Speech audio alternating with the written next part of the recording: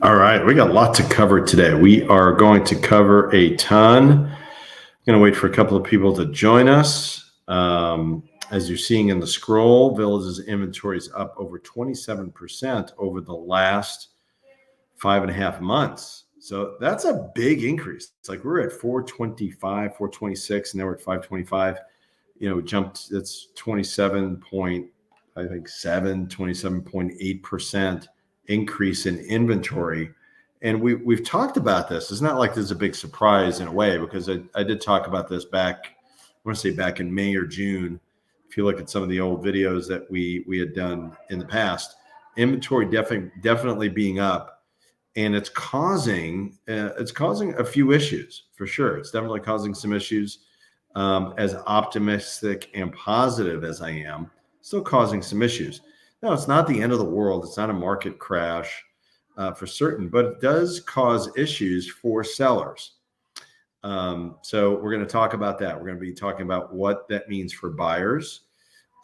We do have lots to talk about, some changes in real estate, where we're going to be talking live about that at the POA meeting in November. That's going to be the third Tuesday in November. So if you're in town, you're going to want to be there. It's at Laurel Manor.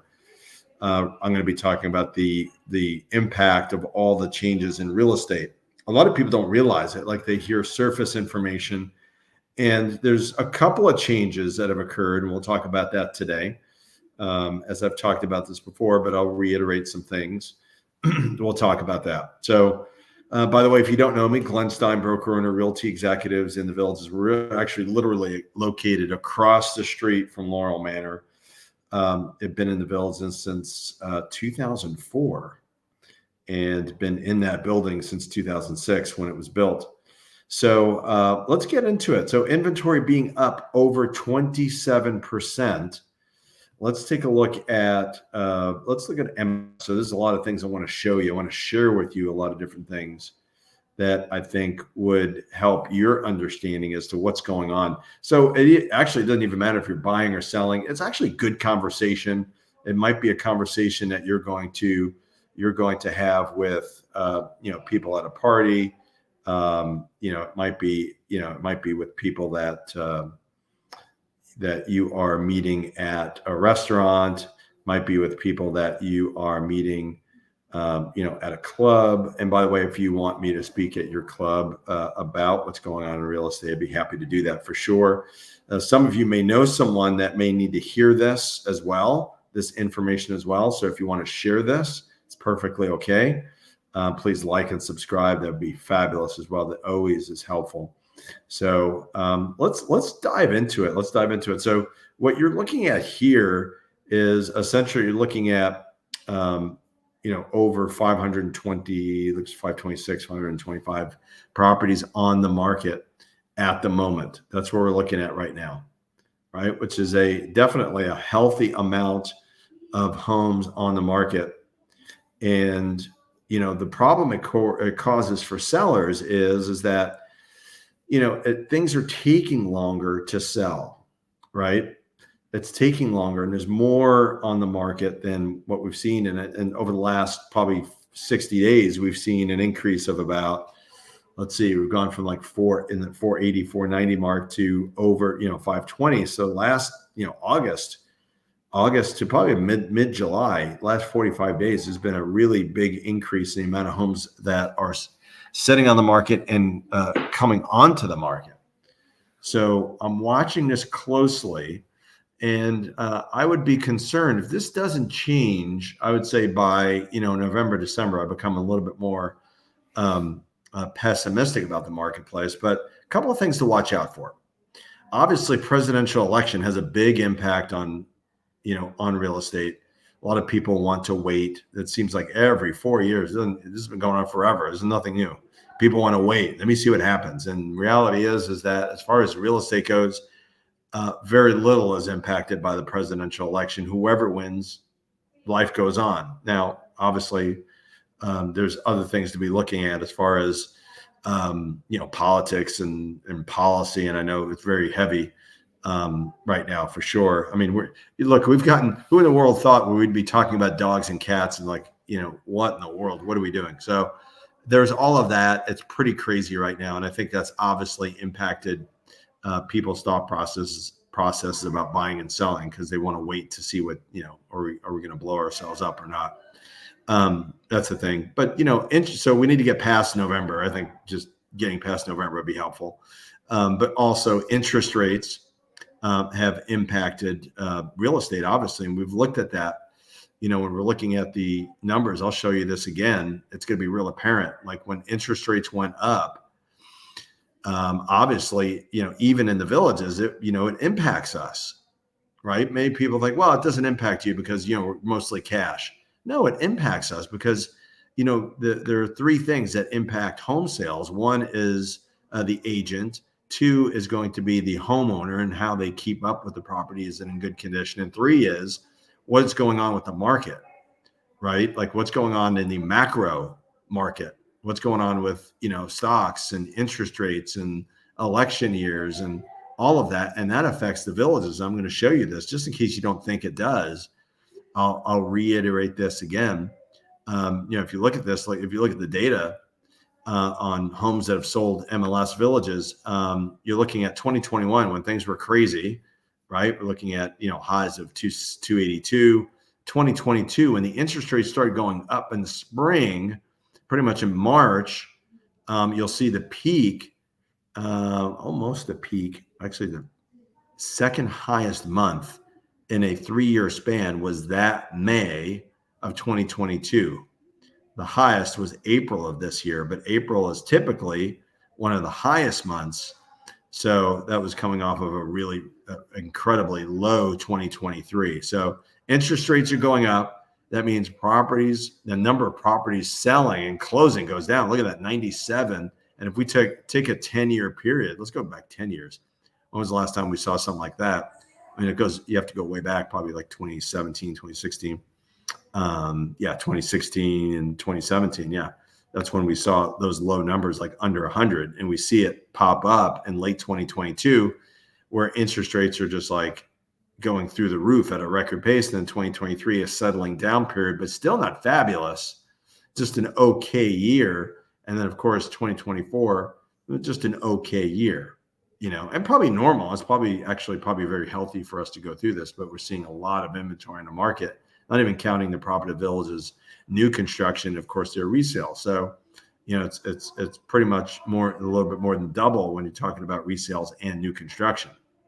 So obviously sales are tied into interest rate, even in the villages. So that tells you something there.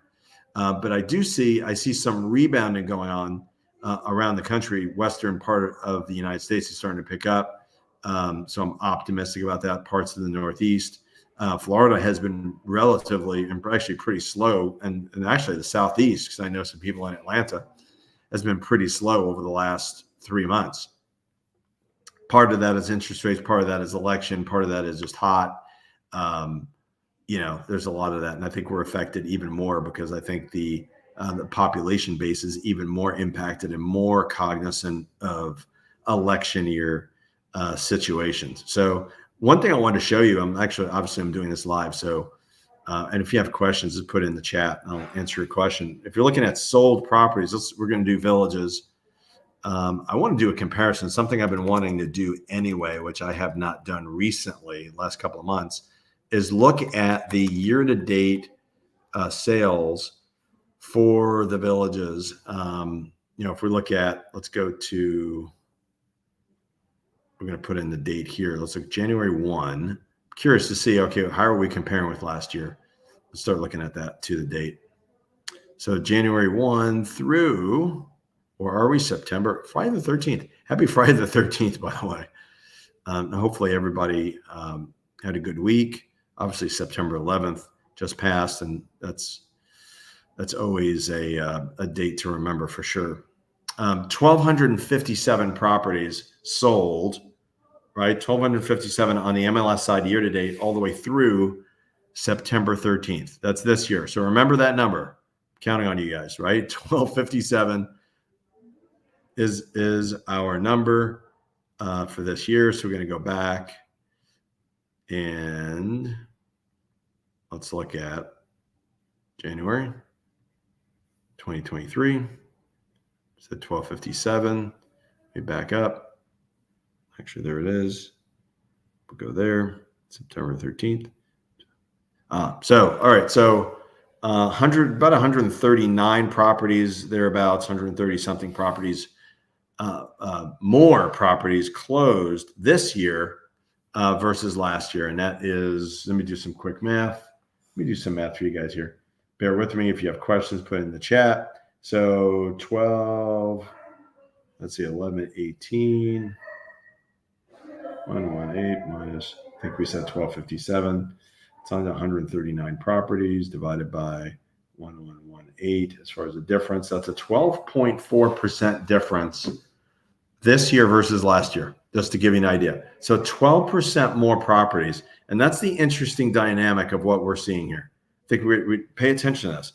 12% more properties sold this year on MLS, but we've seen an increase in inventory. A big increase in inventory. Let's put it that way. Like, what did we say? To over 27%, right? Like this year alone, from first quarter all the way up until this point. And then if you look back, even 12 months back, it's going to be probably a 35 to 40% increase in inventory. So a lot more homes on the market. And yes, we have more sales, but the sales are not keeping up with the amount of homes on the market. And to give you another idea, just to give you, just kind of wrap this idea up, we're going to let's look at the 7-day numbers. So when we look at the 7-day numbers, they basically say that 53 new listings, 63 price decreases, 35 pending, which is a little bit better because I think last week we saw like 29 or the week before. But we're seeing many more new properties hit the market, which means that inventory still grows. So, that's a problem for sellers for sure. I think that's the overall impact that we've got to watch out for, is that there is, that does mean something, right? That we're, especially for sellers. Now for buyers, it means you have an opportunity. And I think the opportunity is now, and for a couple of reasons, especially if you're paying cash, by the way, especially if you're paying cash, you have an opportunity to get a reasonable, pretty good discount today, and I would actually look at 5 to 10% off is what I would really try for on the buyer side. On the seller side, what I'm seeing is the properties that are priced right in the beginning and look pretty good are selling pretty quickly, but the ones that are not, and you're starting up here in price, I think you're actually hurting yourself by staying on the market and leaving more room for negotiations, right? Get an agent that is going to negotiate strongly on your behalf, and don't fall for a couple of things. Don't fall for, in my mind, little tricks of like ridiculously low commission. We're going to do it for free. We're going to charge, or we're going to price your home all the way up here, and everything is too good. Like, it's going to be like an incredible deal for you as a seller, and the price is just way up here. We're going to get more for your house. And there are ways to get more for people's homes, but the market is the market. So don't fall for that.